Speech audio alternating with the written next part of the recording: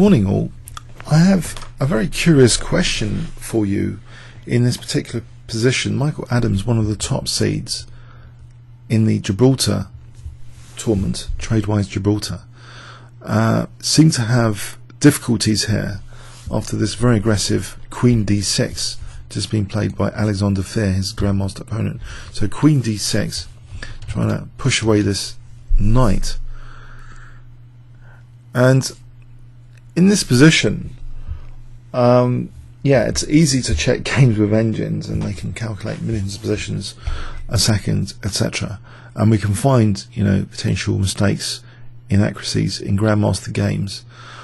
I'm just wondering what you would consider playing in this position. If I gave you 10 seconds, you might want to pause the video. So black to play, what would you consider playing?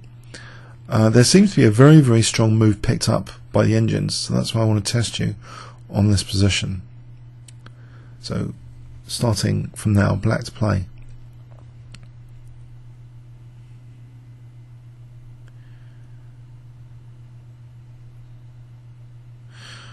Okay. In the game, Queen G4 was played, which seems quite tempting. It threatens mate. So very, very tempting move. But actually it had a strong retort. Maybe this was overlooked. In fact, maybe that's why Queen G4 was played. The very strong retort was attacking and defending with Rook G5. Really annoying retort here, defending G2. So if knight takes G5, for example, then this is horrendous after Queen F6 check. And then here Queen takes D8, and then Queen F6, and actually Adams is getting mated. So I guess Queen G4 may be in a time trouble idea, and it's actually kind of refuted by Rook G5. So Queen D6 shows its great power here. The unfortunate thing is that there does seem to be another opportunity. It's not so obvious, I guess, especially in the heat of a major tactical sequence that this game had. But we can't take this pawn. We're just going to drop either knight, I guess. And this one looks too risky to take on E6 because of Rook D1 check. And after here we have Queen D4, and black is winning here with, in this position, bishop takes G2,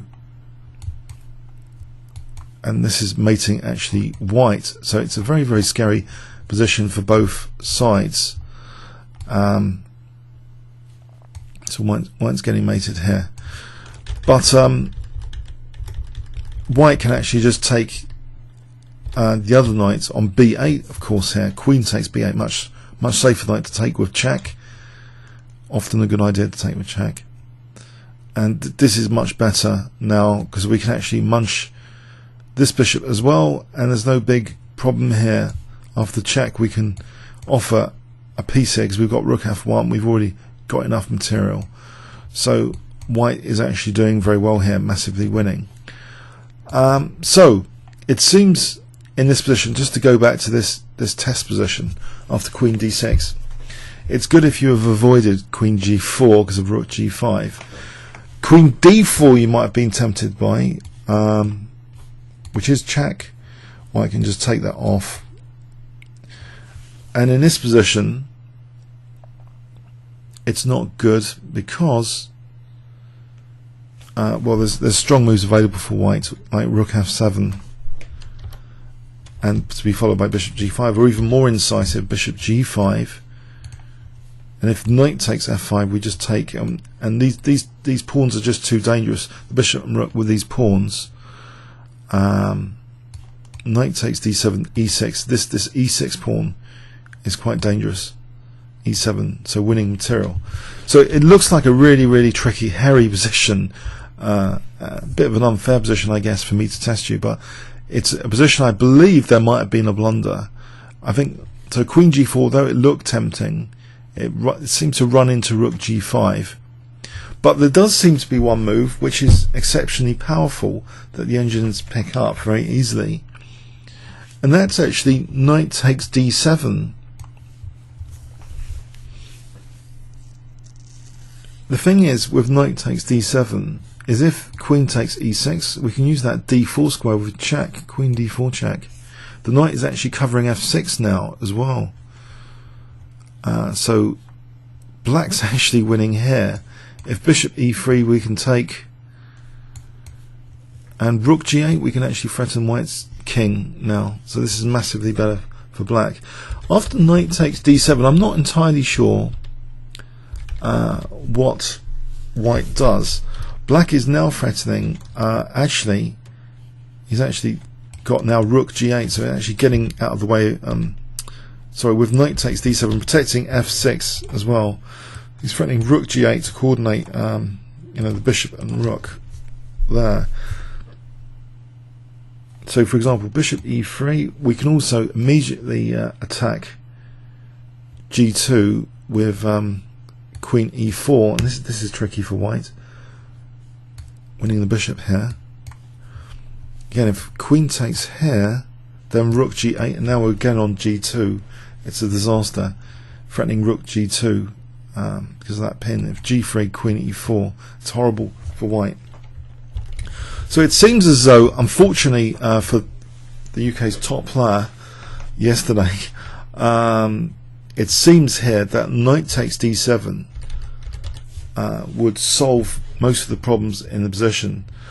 I think the psychology of the mistake, though, if we just rewound a bit earlier in the game, it looks as though for a long time white's control of d4 was quite solid, especially when he had a pawn on c3. There was a very, very violent sequence here.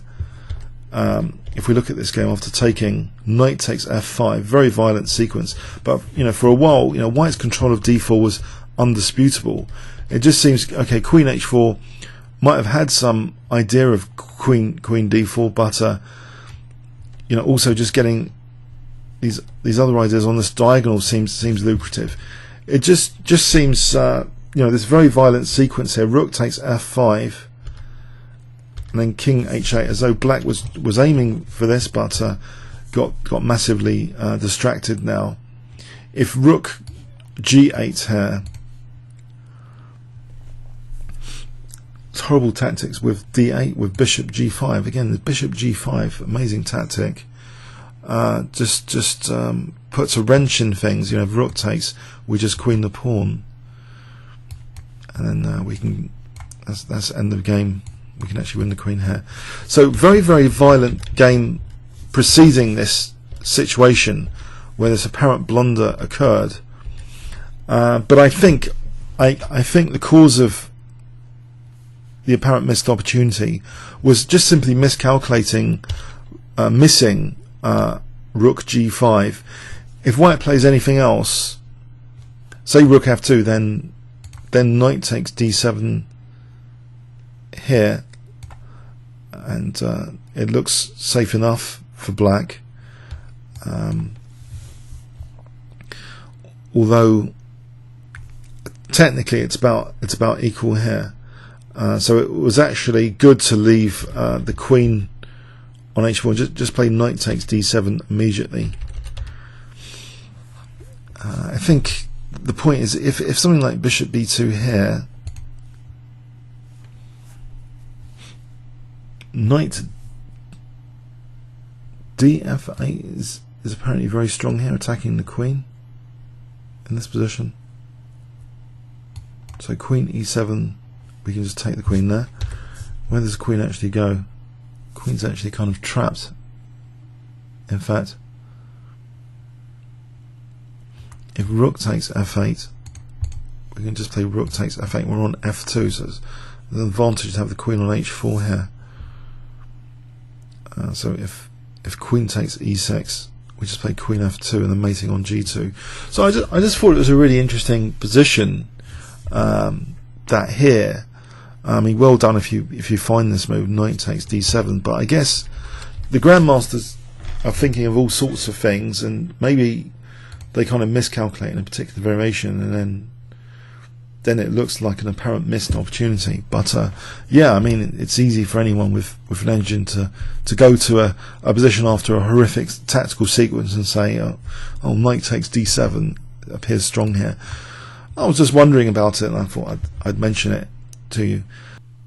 Just for those interested, I feel I should show you the actual game continuation in its full extent. Queen G4 was played, and then this tactical Rook G5. So Adams plays now Queen E4. It isn't yet a disaster for him. He's got numerous threats like Queen E1 mating here. Bishop D2 fending off the mate, but this does leave the rook here loose.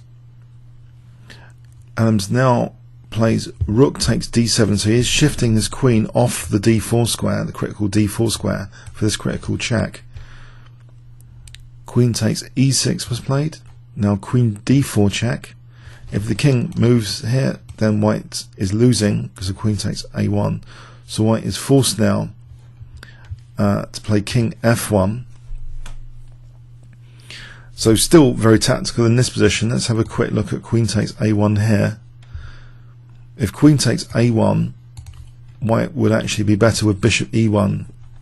That's so that King F1's so important, potentially winning if Black doesn't play accurately. But Adams has Queen D3 check here, so he's getting a perpetual.